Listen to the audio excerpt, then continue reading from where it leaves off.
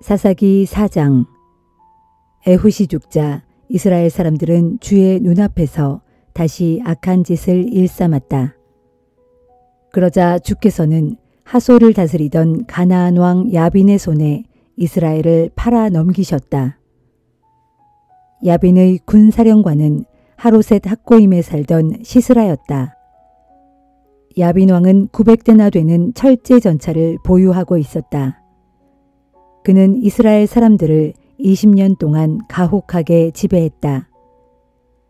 이스라엘 사람들은 고통을 견디지 못하여 주께 부르짖었다.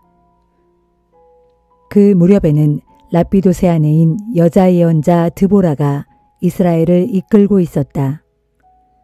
드보라는 에브라임의 산악지대인 라마와 베델 사이에 있는 드보라 종려나무 아래에 앉아 재판을 베풀었다.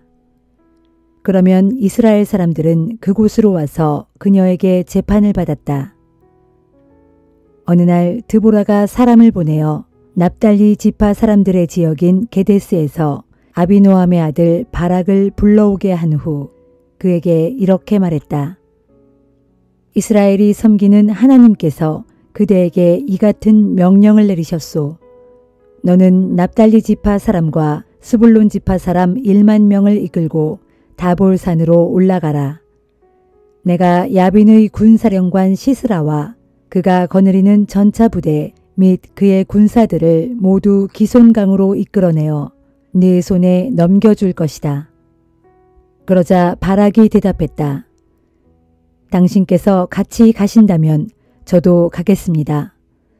하지만 당신께서 함께 가지 않으시겠다면 저도 가지 않겠습니다. 드보라가 말했다. 좋소. 나도 그대와 함께 가겠소. 하지만 이번 싸움에서 그대는 영광을 얻지 못할 것이오. 주께서 시스라를 한 여인의 손에 넘겨주실 것이기 때문이오. 이리하여 드보라와 바락은 함께 게데스로 갔다. 바락은 납달리 지파 사람들과 스불론 지파 사람들을 게데스로 집결시켰다. 1만 명이나 되는 사람들이 바락을 뒤따랐다. 드보라도 그들과 함께 올라갔다.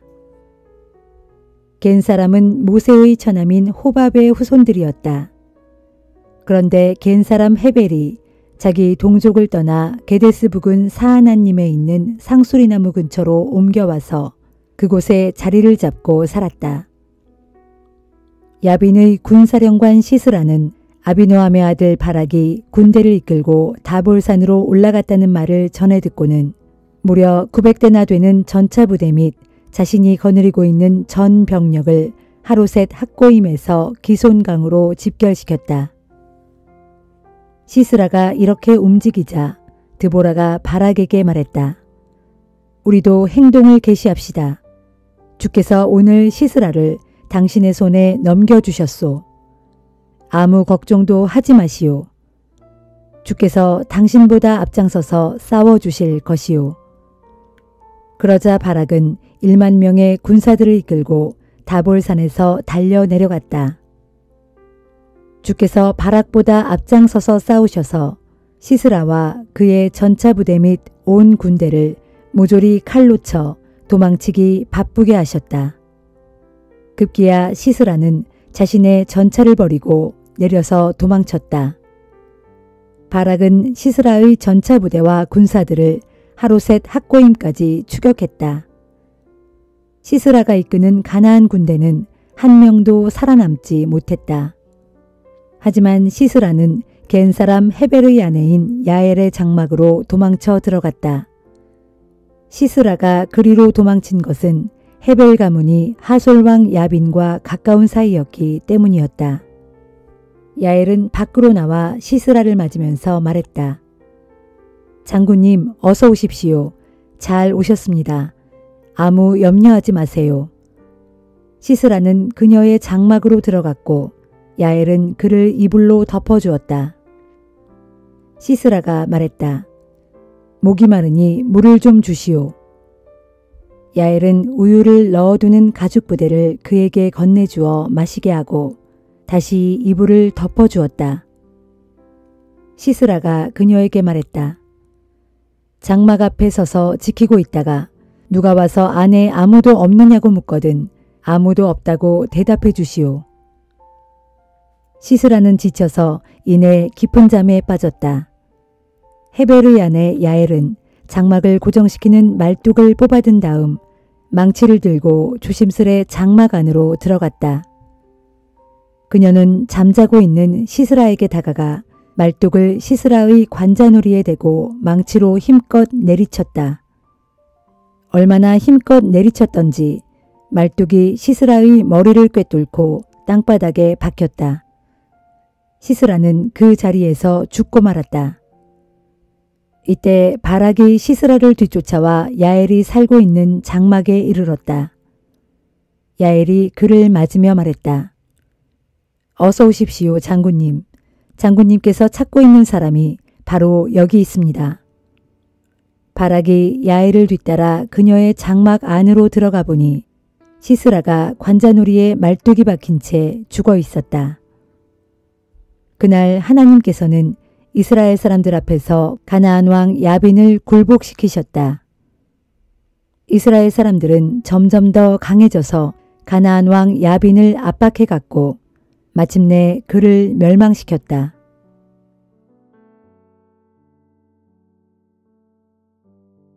사도행전 8장.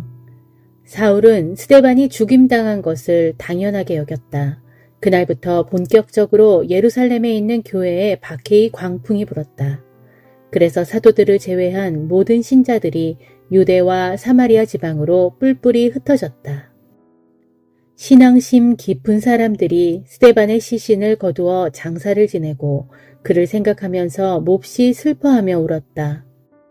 그러나 사울은 교회를 모조리 없애버리려고 집집마다 찾아다녔다. 그래서 신자가 발견되면 남녀를 가리지 않고 끌어내어 감옥에 보냈다. 여기저기 도처에 흩어진 신자들은 가는 곳마다 복음을 전파했다. 그들 가운데 빌립 집사도 있었다. 그는 사마리아 성읍으로 내려가서 사람들에게 예수가 그리스도임을 전했다. 사마리아 사람들은 빌립의 말을 듣고 또 그가 행하는 놀라운 기적적인 일들을 보면서 온 마음을 기울여 그가 전하는 말에 귀를 기울였다. 그때에 악한 귀신들이 비명을 지르면서 많은 이들에게서 떠나갔고 수많은 중풍병자와 지체 장애인들이 고침을 받았다. 그리하여 사마리아 온 성읍에 큰 기쁨이 넘쳤다. 한편 그 성읍에 여러 해 동안 마술을 부리며 살아온 시몬이라는 사람이 있었다. 그는 자신이 대단한 인물인 양 행세했고 많은 사람들이 그를 따랐다. 그래서 성읍 사람들은 신분의 귀천을 가리지 않고 모두가 그 사람에게 시선을 집중하면서 이 사람이야말로 하나님께서 보내신 대단한 능력의 소유자다라고 칭찬하며 감탄하였다. 이처럼 시몬이 신기한 마술로 오랫동안 그곳 사람들을 놀라게 해왔기 때문에 사람들은 그를 믿고 따랐다. 그러나 이제 빌립 집사가 그 성읍에 와서 하나님의 나라와 예수 그리스도에 관한 기쁜 소식을 전하자 많은 사람들이 빌립의 말을 믿고 세례를 받게 되었다. 마술사 시몬도 믿고 세례를 받았다. 그런 뒤 빌립이 가는 곳이면 어디든지 따라다니며 빌립이 베푸는 많은 기적들을 보고 크게 놀라워했다.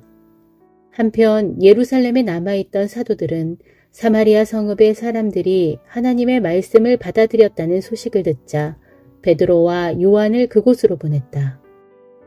두 사도는 사마리아에 도착하자 그곳 사람들도 성령을 받을 수 있게 해달라고 하나님께 기도를 드렸다. 당시 사마리아 사람들은 단지 주 예수의 이름으로 물 세례만 받았을 뿐 그때까지 아무에게도 성령이 임하시지 않았기 때문이었다. 그래서 베드로와 요한이 그들에게 손을 얹고 기도하니 그들에게도 성령이 임했다. 마술사 시몬도 그 광경을 보았다.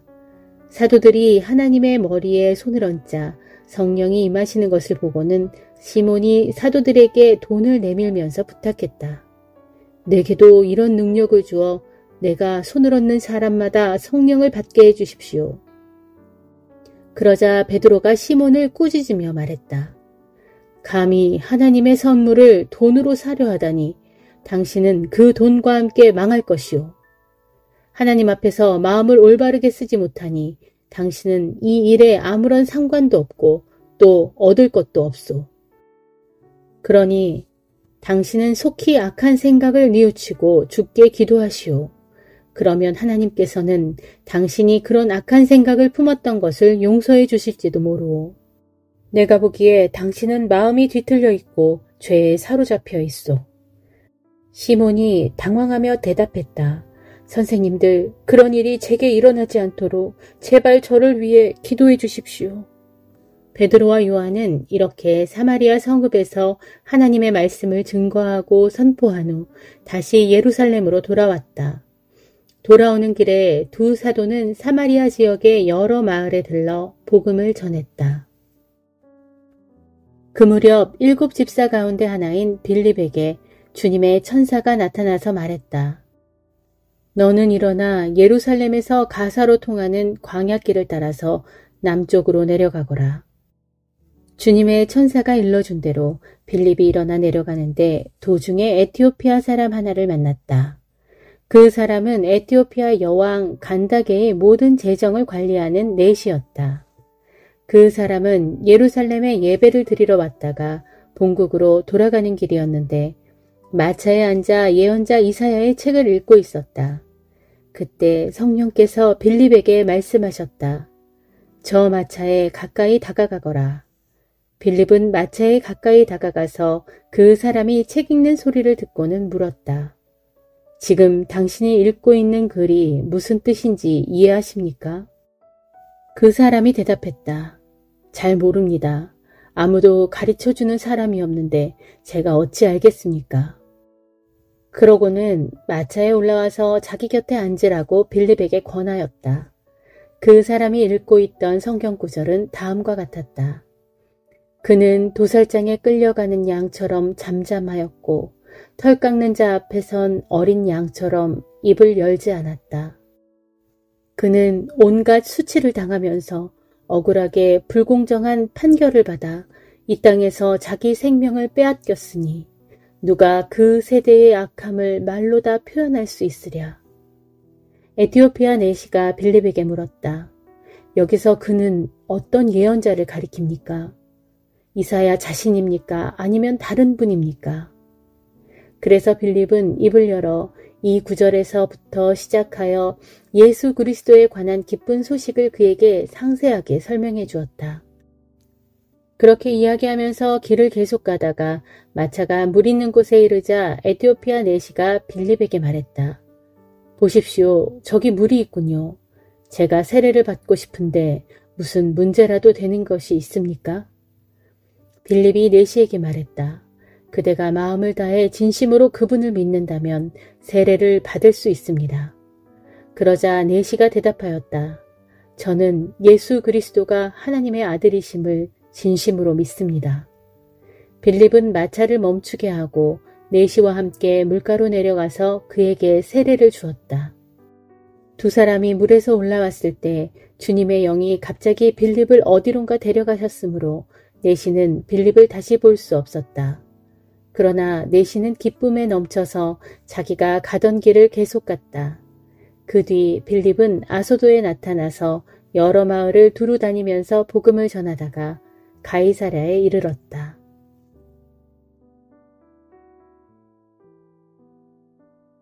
예레미야 17장.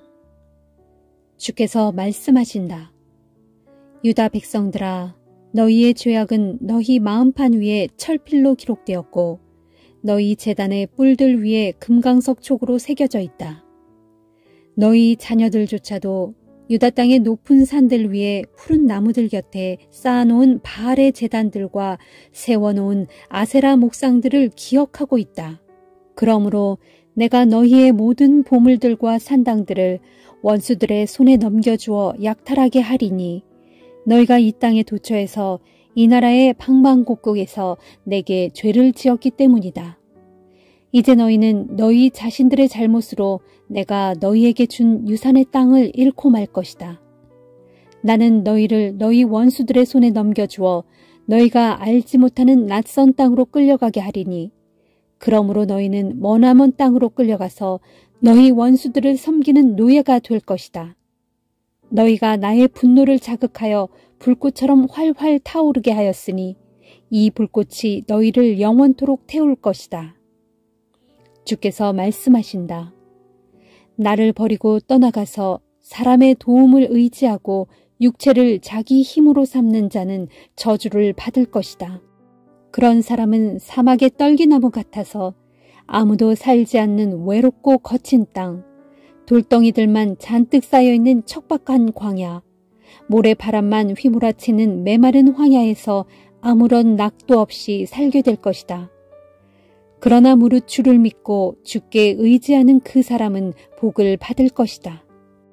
그런 사람은 물이 넉넉한 시내 곁에 깊이 뿌리를 내리고 심겨진 나무와 같아서 아무리 가물어도 걱정이 없다. 내리쬐는 여름철의 뙤약볕도 하나도 두렵지 않고 그 잎사귀는 항상 푸르고 싱싱하다. 오랫동안 비가 내리지 않는 심한 가뭄에도 전혀 걱정할 것이 없고 언제나 좋은 열매를 주렁주렁 맺을 것이다. 주께서 또 말씀하신다. 보라, 사람의 마음은 세상 모든 것들보다 더욱 거짓되고 심히 썩었다. 누군들 사람의 마음속을 알 수 있으랴. 오직 나 주만이 사람의 마음을 쏙쏙들이 다 안다. 사람의 심장을 살피고 사람의 폐부를 감찰한다. 그래서 나는 각 사람의 행실에 따라 보상해주고 그들이 행위대로 갚아준다. 그러므로 부정한 방법으로 재산을 쌓아 모은 사람은 다른 새가 낳은 알을 품고 있는 자고새와 같다. 그런 사람은 자기 인생의 한창 때에 모든 재산을 다 잃게 될 것이고 말년에는 빈손으로 죽는 어리석은 자의 신세가 되고 말 것이다. 주여, 오랜 옛적부터 온 세상 위에 드높은 이스라엘의 영광스러운 보좌가 우리의 성소에 있습니다. 이스라엘의 소망이신 주여, 무릇 주님을 저버린 자들은 모두 수치를 당할 것입니다. 그들은 땅의 티끌 속에 쓰인 이름처럼 사라져 없어질 것입니다. 그들은 생수의 근원이신 주님을 떠나간 자들이기 때문입니다. 주여, 제 병을 고쳐주소서. 그러면 제가 나을 것입니다. 저를 다시 한번 살려주소서. 그러면 제가 살아날 것입니다. 제가 찬양을 바칠 분은 오직 주님뿐입니다. 사람들이 저를 향해 비웃는 소리를 들어보소서. 그들은 말하기를 주의 말씀이 어디에 있다는 것이냐, 있다면 어디 한번 그 말씀대로 이루어지게 해보라 합니다. 그럴지라도 저는 주님의 목자가 되지 않으려고 도망친 적이 없습니다. 제가 재앙의 날이 닥쳐오기를 바란 것도 아님을 주께서는 다 아십니다. 또한 제가 입술을 열어 무엇을 말했는지도 주께서는 전부 아십니다. 그러하오니 주여, 주께서 저를 두려움 가운데 몰아넣지 마소서. 진실로 주님은 재앙의 날에 저의 피난처이십니다. 저를 핍박하고 제 목숨을 노리는 사람들로 수치를 당하게 하시고 저는 수치를 면하게 하소서. 그들로 두렵게 하시어 벌벌 떨게 하시고 저는 조금도 두렵지 않게 해 주소서. 그들 위에 재앙의 날이 덮치게 하시되 갑절의 형벌로 그들을 전부 멸하소서. 주께서 내게 이렇게 말씀하셨다. 너는 가서 유다의 왕들이 출입하는 문과 백성들이 출입하는 예루살렘의 모든 성문 앞에 서라. 그런 뒤 거기에서 그들에게 이렇게 외치라. 이 성문으로 출입하는 유다의 왕들과 온 유다의 백성들과 예루살렘의 주민들아, 너희는 귀 기울여 주의 말씀을 들어라. 주께서 이렇게 말씀하셨다. 너희는 스스로 조심하여 안식일에는 어떠한 짐도 지지 말고 또 짐을 가지고 예루살렘 성문 안으로 들어오지 마라. 안식일에는 너희 집 밖으로 어떤 짐도 운반하지 말고 또 아무 일도 하지 마라. 내가 너희 조상들에게 명령한 대로 오직 너희는 안식일을 거룩하게 지켜라.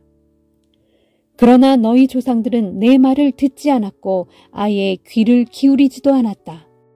그들은 목을 뻣뻣하게 세운 채 자기들의 완고한 고집만 내세우고 나의 명령을 거부하였다. 나 주가 말한다. 이제 너희는 내 말에 순종하여라.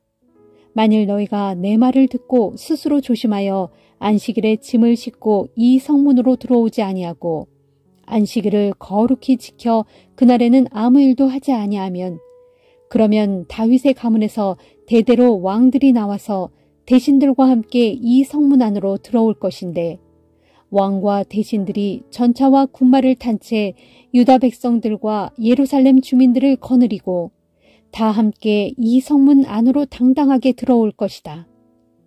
그리고 이 예루살렘 도성은 굳게 세워져 언제까지나 많은 사람들로 붐빌 것이다. 또 유다의 여러 성읍들에 사는 사람들과 예루살렘 주변 지역에 사는 사람들과 베냐민 땅의 주민들과 야산지대와 산악지대와 남방지역에 사는 사람들이 다 함께 번제물과 희생제물과 곡식예물과 유황과 감사제물을 손에 들고 올라와서 주의 성전에 바칠 것이다. 그러나 만일 너희가 내 말을 듣지 아니하고 안식일을 거룩히 지키지 아니하여 안식일에 짐을 지고 이 성문 안으로 드나들면 내가 예루살렘 성문들에 불을 질러 그 모든 성문들은 물론이고 예루살렘 궁전까지 모조리 불태워 버릴 것인데 그때에는 아무도 그 불을 끄지 못할 것이다. 마가복음 3장. 예수께서 다시 회당에 들어가셨을 때의 일이다. 그 회당에 한쪽 손이 오그라든 사람이 와 있었다. 예수를 고발할 구실을 찾고 있었던 몇몇 사람들은 그날이 안식일인데도 예수께서 그 사람을 고쳐줄 것인지 눈여겨 지켜보고 있었다. 예수께서 한쪽 손이 오그라든 사람에게 말씀하셨다. 일어나서 사람들 앞으로 나오시오. 그리고는 사람들을 향해 예수께서 물으셨다.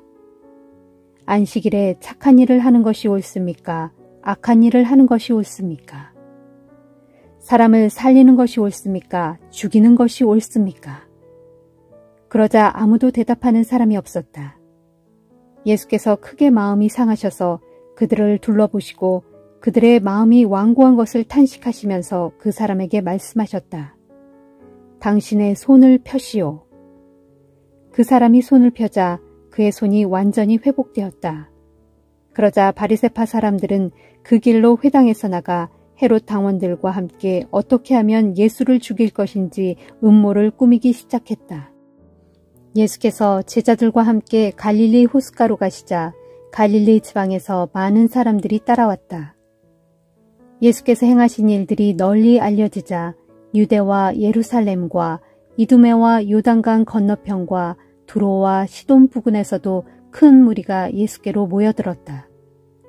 예수께서는 몰려드는 군중을 피하시려고 제자들에게 작은 배 한 척을 준비하라고 이르셨다. 예수께서 많은 병자들을 고쳐주셨기 때문에 각양각색의 병으로 고생하는 사람들은 너도 나도 예수를 만지려고 우르르 몰려들곤 했다. 또 악한 귀신 들린 사람들은 예수를 보기만 하면 그 앞에 엎드려 소리를 질러댔다. 당신은 정녕 하나님의 아들입니다. 그러면 예수께서는 그들에게 자신이 누구인지 말하지 말라고 엄하게 꾸짖으셨다. 예수께서 산으로 올라가셔서 마음에 두었던 사람들을 부르셨다. 그들이 예수께 나아오자 예수께서 12사람을 따로 뽑아 그들을 사도로 지명하셨다. 이는 그들로 하여금 자신과 함께 있게 하시고 그들을 세상에 보내 말씀을 전파하게 하시며 또 귀신을 쫓아내는 권세도 주시려 함이었다. 이때 예수께서 따로 지명하여 뽑으신 12사람은 다음과 같다. 즉 예수께서 베드로라는 이름을 붙여주신 시몬, 천둥의 아들들이라고 부르셨던 세베대의 아들 야고보와 요한, 안드레, 빌립, 바돌로메, 마테, 도마, 알페오의 아들 야고보, 다데오, 열심당원 시몬, 그리고 나중에 예수를 배신한 가룟 유다가 바로 그들이다. 예수께서 어떤 집으로 들어가시자 많은 사람들이 몰려들어 예수 일행은 식사를 할 겨를조차 없었다. 예수의 가족들은 예수가 미쳤다는 소문을 듣고는 어떻게든 예수를 붙잡아 그를 집으로 데려가려고 하였다. 예루살렘에서 내려온 율법 교사들은 이렇게 떠들어댔다. 예수는 귀신의 두목인 바알세불에게 사로잡혀 있다. 그래서 예수는 귀신의 두목인 바알세불의 힘으로 귀신들을 쫓아내는 것이다. 그러자 예수께서 그들을 불러놓고 비유로 설명해 주셨다. 사탄이 어떻게 사탄을 쫓아낼 수 있겠소? 한 나라가 갈라져서 서로 싸우면 그 나라는 지탱할 수 없어. 또 한 가정이 갈라져서 서로 싸우면 그 가정은 망하는 법이요. 마찬가지로 사탄이 사탄과 싸운다면 무슨 일이 벌어지겠소? 사탄의 나라는 서지 못하고 망해버리지 않겠소. 힘센 사람의 집을 털려면 먼저 그 사람을 묶어놓아야 그의 재산을 털어갈 수 있을 것이요. 내가 당신들에게 분명히 말하겠소. 사람이 어떤 죄를 짓든 또 입을 함부로 놀려 어떤 욕설을 퍼붓든 다 용서받을 수 있어. 그러나 성령을 모독하는 죄는 결코 용서받지 못할 것이요. 그 죄만큼은 무엇으로도 영원히 씻을 수 없어.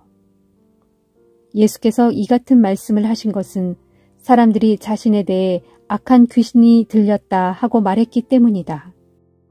그때 예수의 어머니와 형제들이 예수를 찾아왔다. 그들은 바깥에 서서 사람을 보내 예수를 불러달라고 했다. 사람들이 예수를 애워싸고 있다가 예수께 말했다. 선생님, 선생님의 어머니와 형제들이 밖에서 지금 선생님을 찾고 계십니다. 예수께서 되물으셨다. 누가 내 어머니이며 누가 내 형제들입니까?